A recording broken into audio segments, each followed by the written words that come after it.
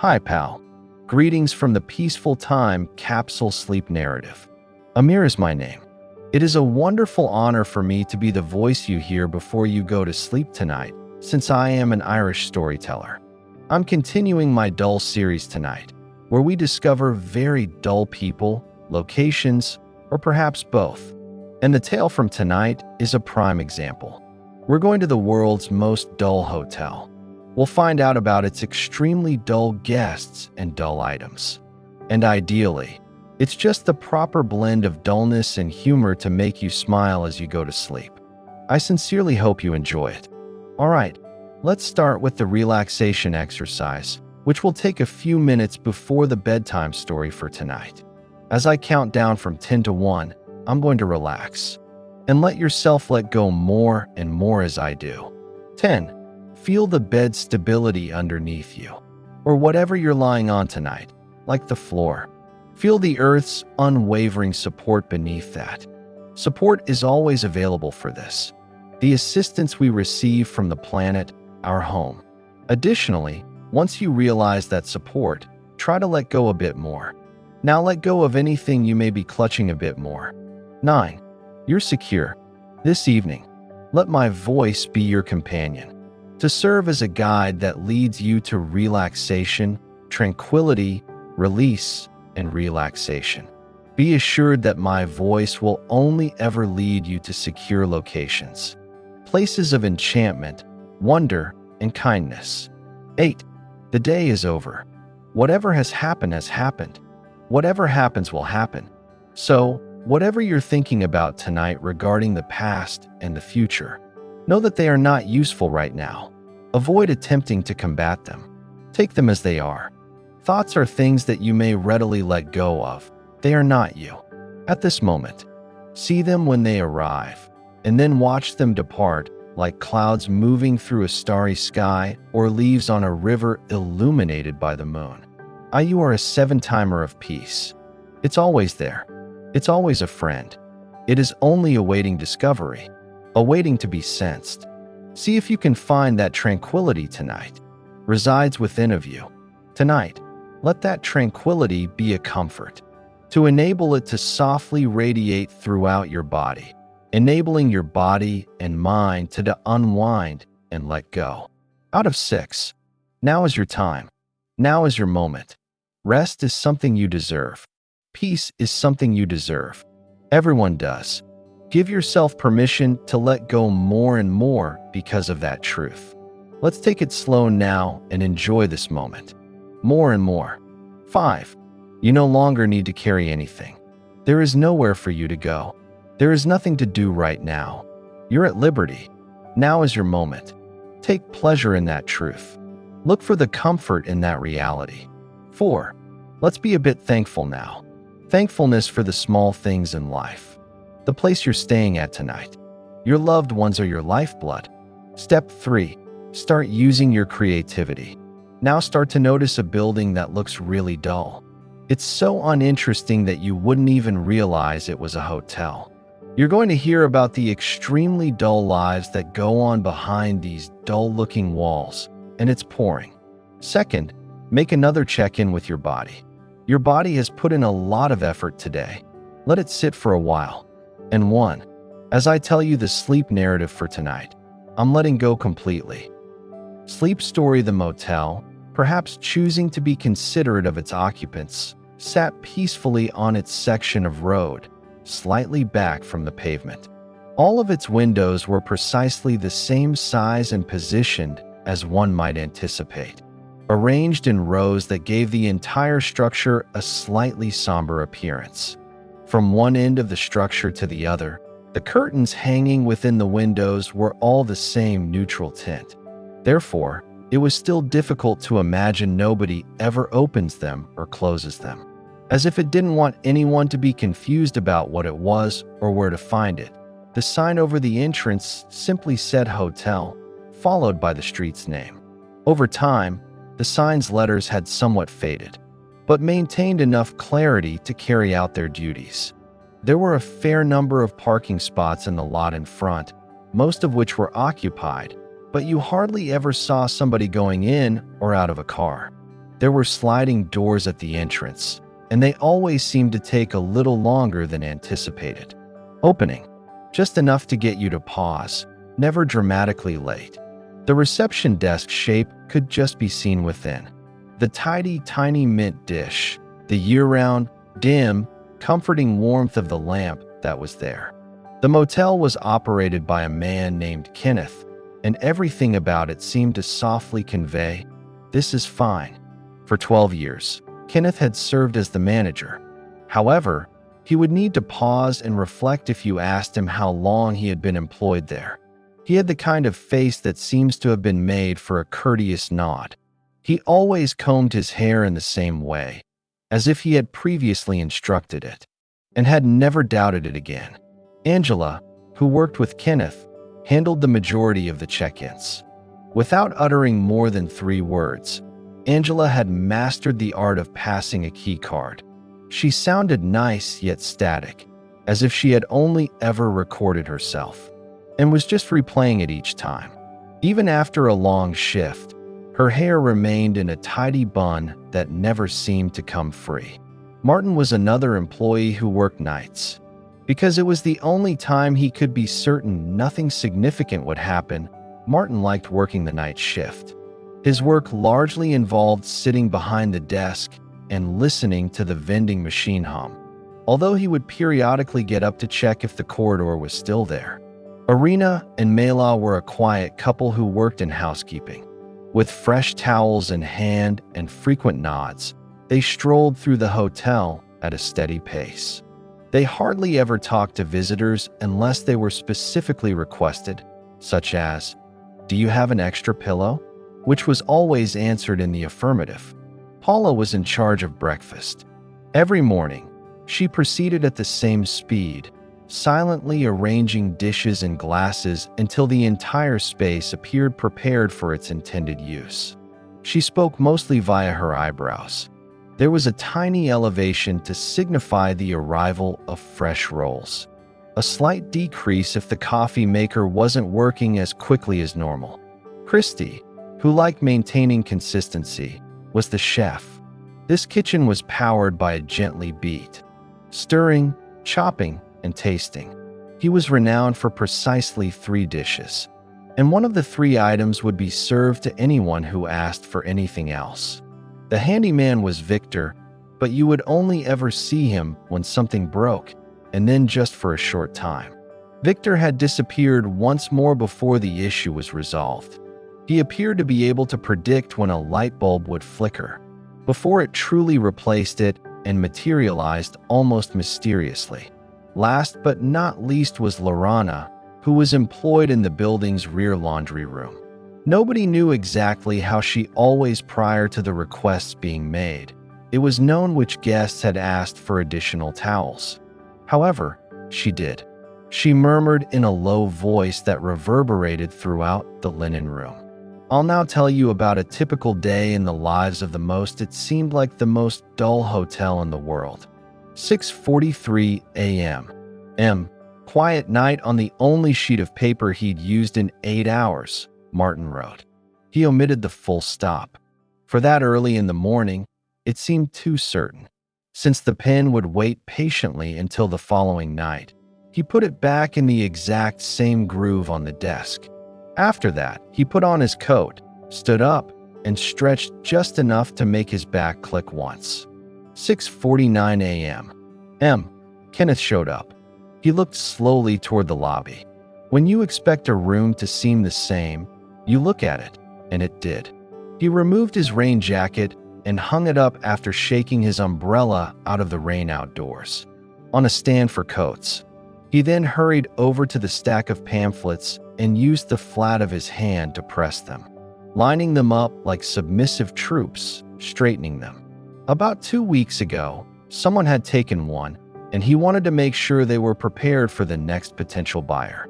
In order to place the most vibrant wrapper at the front, he then turned the bowl of mints half an inch. He nodded to Martin, satisfied. Without another comment, Martin gave him the document, nodded back, and walked away. The first faint sound of Paula preparing breakfast came into the lobby at 6:55, from somewhere far down the corridor. It was the gentle clatter of cups set precisely 1 inch apart. The coffee maker's faraway sigh was heard a moment later, as if the entire process was strengthening its resolve to face another day. Christy made a fleeting appearance in the kitchen at 7:02. Doorway, thinking about which of the 2 pans should be used first while holding them in one hand. He considered it for a bit and decided on the heavier one. Put it on the hub and remained still until the extractor fan started coughing in the morning like it always does. Marina and Malom moved their trolley down the upstairs corridor at 7:10. Victor the handyman was supposed to show up this afternoon because the squeak in the front wheel was a little louder than it had been yesterday. Difficult once and repair it without losing your rhythm. Angela arrived at 7:15. Kenneth had become accustomed to the sound of her sneakers tapping out a pattern that was now as familiar as the lobby clock's ticking. After placing her bag beneath the desk, she made a single, careful motion to smooth her bun and positioned herself behind the computer as if she were carrying on a discussion she had been having with it the day before. The hotel was completely awake by 7:20, or as awake as it ever got, anyway. The coffee was almost ready, the brochures were straight, and soon the first visitor would arrive, stumbling drowsily toward the breakfast room, prepared to provide the hotel the one reason it was there. A justification to repeat the entire process tomorrow. The first movement came from the staircase at 7:28. The soft clearing of a throat and the slow, deliberate shuffle of slippers on carpet indicated that someone was approaching but wasn't in a rush. Mr. Ellis came a bit later, an individual who had been at the hotel long enough to know the breakfast buffet by name. He walked over to the table he normally picked, the one that was close to the radiator but not too close, and took a seat without looking at the menu. Mr. and Mrs. Finch were the first pair to arrive at 7:34. They went in together without exchanging words, as if the act of going to breakfast had already been covered in detail in their room and didn't need any further explanation. Even though he wouldn't need the room key until he returned upstairs, Mr. Finch still held it in his hand. After taking a quick look around the room and giving a barely noticeable nod, Mrs. Finch took a seat at the same table they had used the previous day. A young couple entered at 7:41. Together, they made their way to the buffet, stopping sometimes to inspect the bread. Rolls like they're picking out a pet. They each took one after a long delay and went back to their table, appearing vaguely successful. The businessman showed in at 7:47. He went directly to the coffee maker, pushed the button twice, and remained motionless until it was done.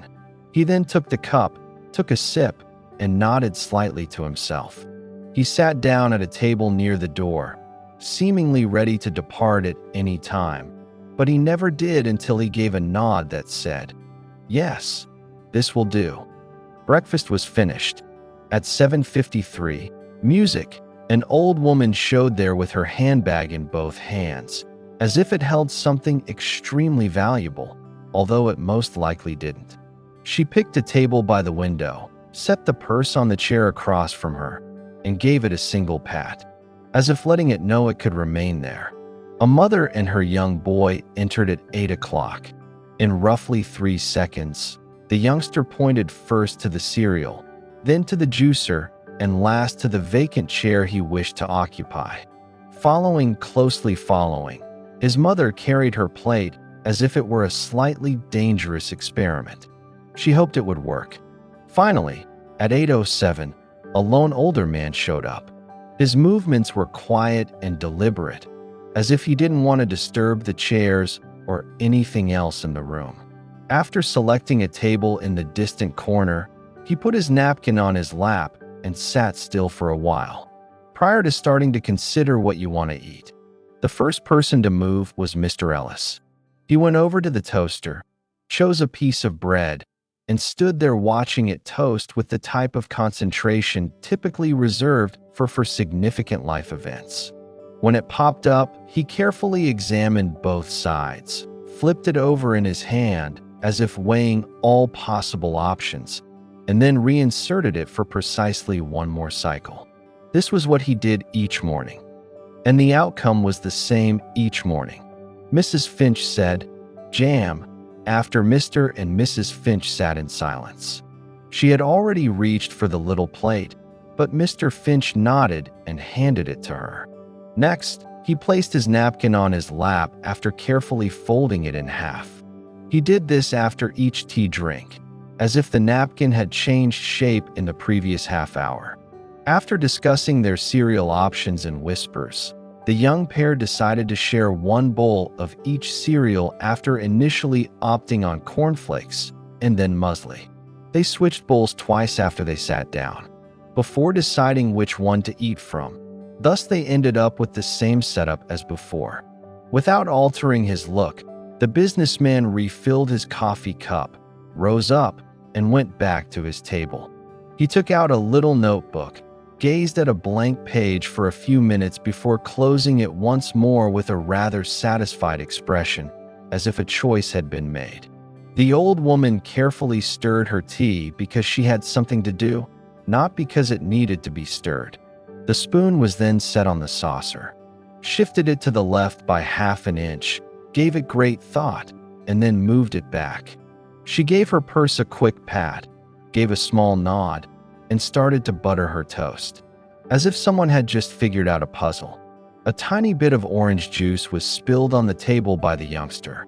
The youngster arrived first, dabbing at the spill with the type of zeal typically reserved for painting, but his mother reached for a napkin first. After finishing, he proudly held up the napkin and said, "I fixed it to no one in particular." The older man was now buttering his toast in the distant corner. By the time he was done, the toast had cooled completely because he was taking so long. Nevertheless, he chewed it as if he had nowhere else to go, taking one slow bite at a time, which he didn't, as far as anyone could tell. At 8:12, Paula walked into the breakfast room. She carried a new basket of rolls, set them on the counter as if presenting them to a crowd, and then took a step back to make sure they were positioned correctly. He was pleased and moved the serving tongs by a quarter turn to align the handles with the table's edge. This is what Paula always did, but no one noticed. For the tongues, it was the most thrilling event of the day. Like a priest bestowing blessings, Kenneth moved through the room silently, nodding slowly to each table. He made sure the coffee maker was still brewing by pressing the button once when he arrived, and then he walked away without grabbing the cup. The entrepreneur took a quick look at the unopened coffee, but also didn't accept it. He didn't feel like he owned it. There was the faint squeaking of Arena and Mela's cart out in the corridor. As they approached room 12, they stopped outside each door to listen for any sounds of life. Before continuing, they gave Paula a single nod as they passed the breakfast room. Paula returned the nod. It was more of a reassurance that the day was going according to plan than a formal greeting. Christy came from the kitchen and momentarily appeared in the doorway, clutching a pan as if he had just realized what he was meant to do with it. He gave Paula a nod, acknowledged Kenneth's withdrawal, and left once again. Returning to the breakfast area, Mr. Ellis took the same piece of bread he had eaten half of and went back to the toaster. In the hopes that it may become more exciting the second time, he put it back in and pushed down on the lever. After observing this, Finch went back to agitating her tea, even though there was nothing more to do. Using the knife alternately, the young pair tried to cover one roll of jam equally until it was perfectly coated. When they had completed, they sat back and stared at it for a moment.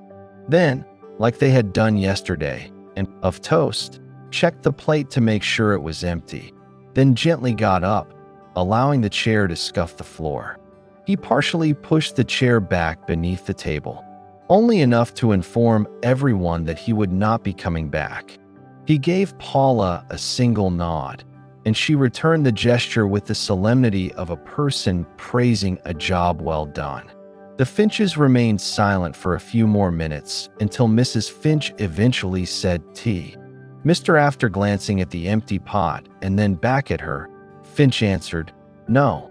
They both up simultaneously, packed their belongings, and walked away without saying anything more. Angela nodded once as she passed them in the lobby. That might have meant good morning or safe travels. One oat at a time, the young couple consumed their muesli, remaining the longest. They carefully piled their bowls on top of one another when they eventually stood up, then paused. They weren't sure if they could bring them to the counter.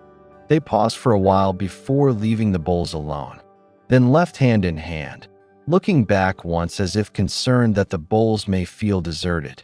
After finishing his second cup of coffee, the businessman opened his notepad once again and scribbled a single line across the page. Then, feeling satisfied, closed it. He hurried out of the room, but not quickly enough to give the impression that he was rushing. The time on the clock was 8:49.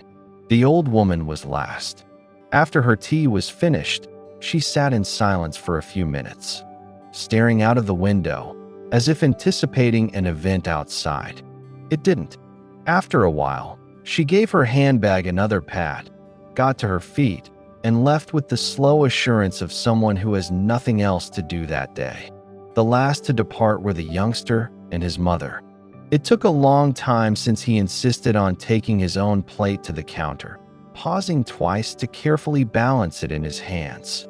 Paula laid the dish carefully on the stack after accepting it with a somber nod, as if it were an offering. Paula started her closing ceremony when the room had been cleared out. You took turns wiping each table, adjusting the chairs so that their backs matched up mathematically, and then giving the serving tongues another quarter turn to return them to their starting positions. As she finished, Kenneth reappeared, gave the room a leisurely, approving look, and murmured, "Good." Breakfast was officially ended by 9:05. Once more, the lobby was silent. The coffee scent is disappearing. The cups were piled high. The tables are reset. Upstairs, somewhere, Melah's cart and Arena made two squeaks, and then went quiet, as though even the housekeeping had chosen to pause for a moment. The hotel had entered its preferred period of the day, when not much happens. Kenneth started his rounds at 9:17. This involved taking a leisurely stroll into the foyer. After checking the room's corners to make sure they were still in the same location as yesterday, they proceeded down each corridor one by one. No doors were knocked on by him. He simply listened to the silence in the hallway, gave himself a single nod, and continued. Paula piled the remaining cups in the breakfast area, took a moment to inspect the arrangement, shifted half an inch to the left, and then nodded contentedly. After turning off the coffee maker, she continued with her day.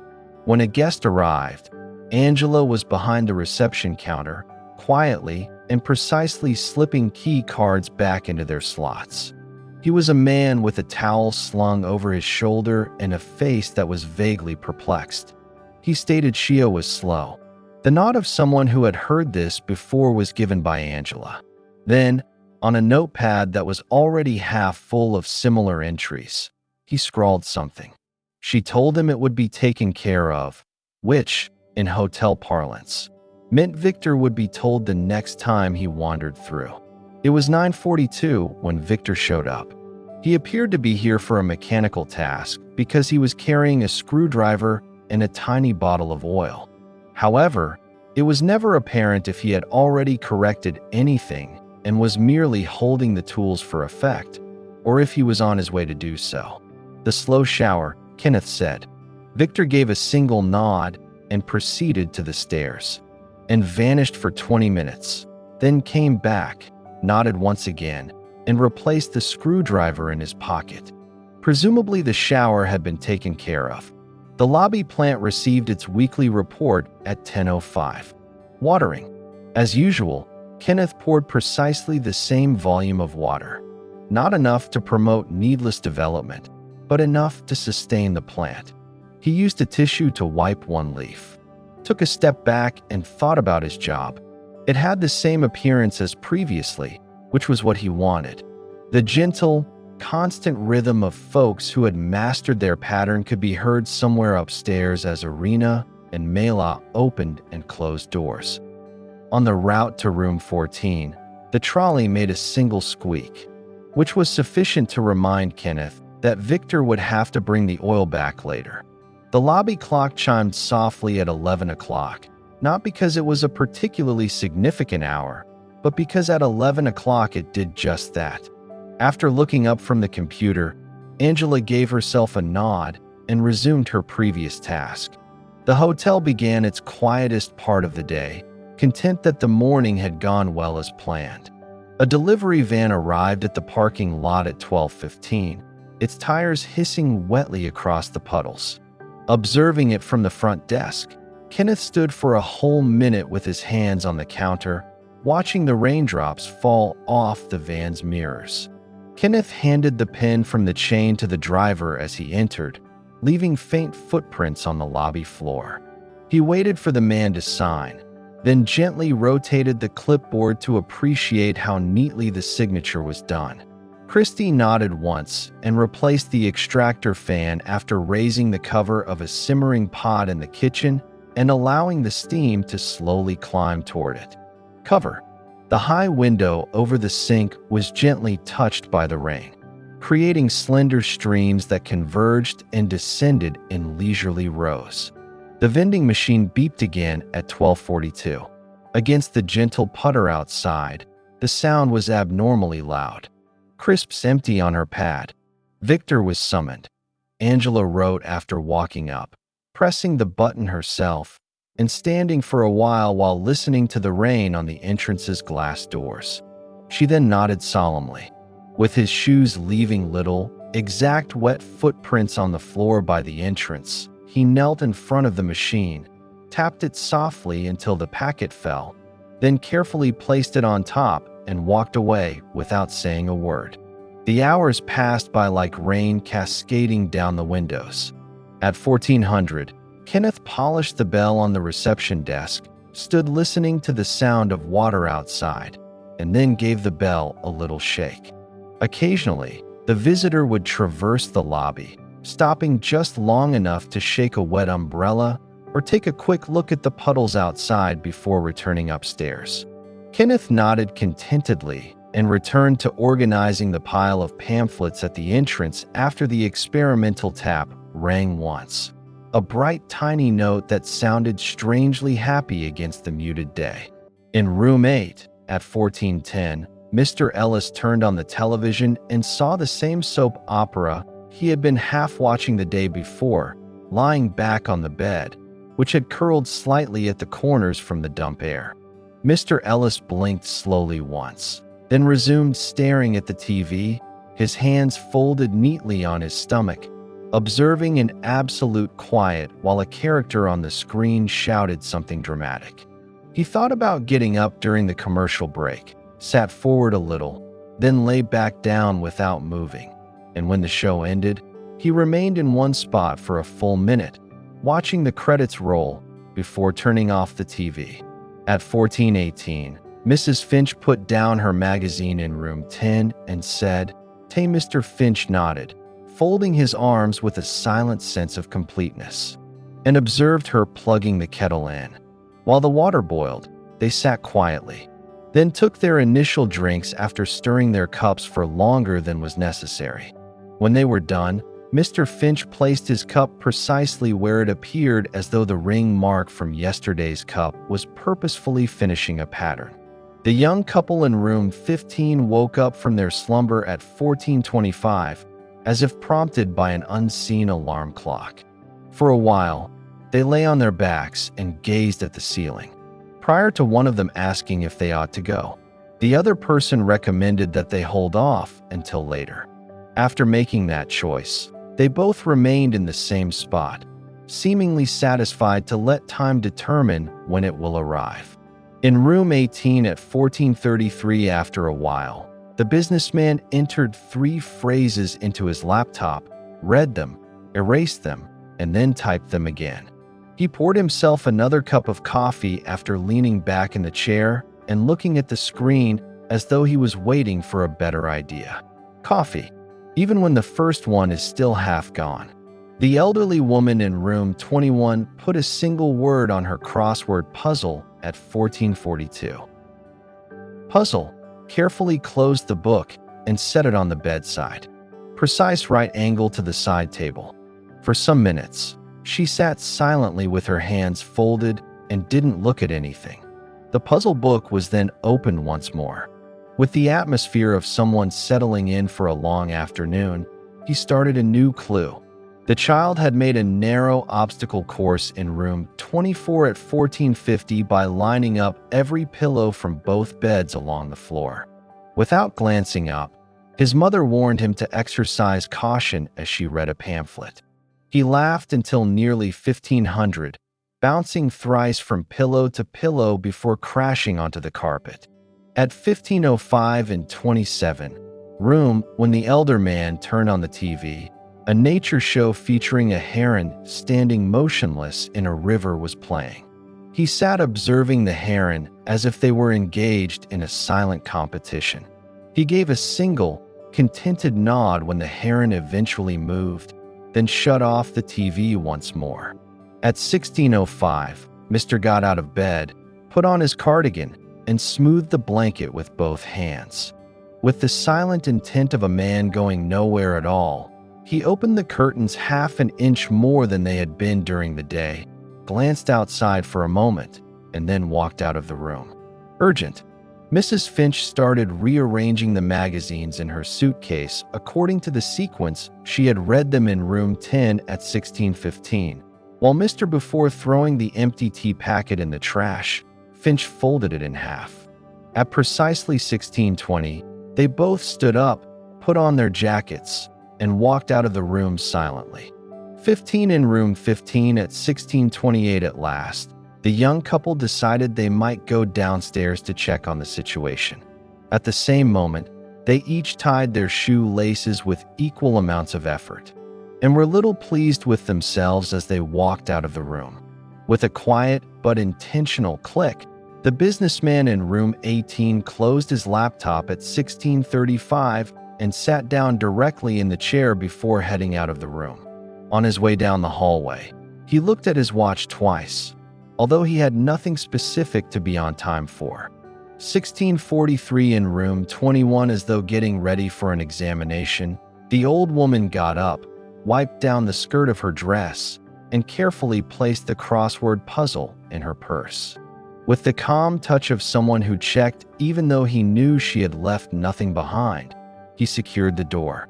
The youngster had finally finished his pillow obstacle course in room 24 at 1652. He was sitting cross-legged on the bed, staring at the blank TV screen as though he was wishing it would switch on by itself. It was time to go downstairs, his mother said as she stood up and stretched. With a single nod, the boy jumped off the bed with enough vigor to imply that this had always been the intention. As if committing it to memory, the elder man stood in room 27 at 1700, folded his hands behind his back, and looked slowly around the room before departing. He locked the door, turned out the light, and moved silently down the hallway. He seemed to have always been a piece of the furniture. Downstairs, Paula had started arranging the supper tables, placing the silverware in a row, at the level of accuracy that gave the impression that it was a scientific experiment rather than a dinner. As if to establish that the evening could now officially begin, Kenneth walked slowly through the lobby, adjusting a chair by half an inch before comparing the time to the wall clock. The dining room had settled into its customary pattern by 1735, as though everyone had decided in private which tables to occupy without having to speak. Mr. Ellis took his seat close to the radiator. The window table is where the Finch is. The young pair seated at the smallest table in the corner, facing each other. The guy, who appeared to be getting ready to go early, was closest to the entrance. Then the old woman sat down in the same chair she had at breakfast. In the center were the boy and his mother. Paula strolled steadily between the tables as usual, arranging plates and then gathering them once more. She seemed to glide with such silent efficiency. The dining room was once again deserted by 1820. They shoved in chairs. Tables are reset neatly. And now the evening had arrived. As if counting something very important, even if there was nothing to count, Kenneth sat at the desk in the lobby with the reservation book open, gently moving his fingers down the page. Angela printed the receipts for the day, aligned them until the corners were precisely flush, and piled them neatly. Victor nodded to Kenneth as he walked through the foyer with a single light bulb at 1835 and proceeded upstairs. He came back 5 minutes later with the old bulb in his trophy case, bowed once more, and left the building without saying anything. Mela and Irina took their squeaking trolley back to the housekeeping closet and stood there for a while, talking quietly about the arrangement of rooms for the next day, as though changing the sequence would have had unintended repercussions. Christy was cleaning the final pan in the kitchen at 1910, letting the water flow over it until it made the perfect sound, and then gently hanging it on its hook. After standing for a while and observing the line of hanging pans, he gave one nod and turned off the lamp, before departing the kitchen in a state of perfection. In 1920, Kenneth took a leisurely stroll around the bottom floor, stopping at every hallway to hear the muffled sounds of running water and televisions coming from the rooms above. He turned back to the desk, satisfied. By 8 o'clock at night, the hallways were silent. Behind closed doors, televisions glowed. The hall was filled with the faint, muffled sounds of weather reports and game programs. The visitors took their places one by one.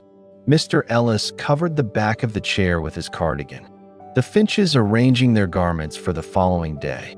The young couple was laying next to each other, looking up at the ceiling as if they were waiting for it to speak.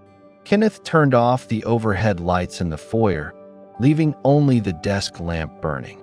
With a gentle thump, he closed the reservation book, arranged the dish of mince one final time, and stacked the pencils nicely. Martin showed in with a night shift at 2100, gave a single nod, and took the keys and the day's notes with the solemn gravity of a man receiving ancient guidelines. Kenneth went to the front door, made sure it was locked, and then stood in the quiet foyer for a while. Everything had a place. He switched off the light, formally ended the day by nodding to Martin and leaving the gentle sound of the door closing behind him. Martin opened the logbook to a blank page at 21:15 while enjoying a fresh cup of tea at the desk. He carefully and slowly scribbled the date at the top, put the pen down, and listened to the rain outside and the faint hum of the vending machine. Upstairs, every visitor, we were getting ready to sleep. One more day in the world's most dull hotel had formally started working nights.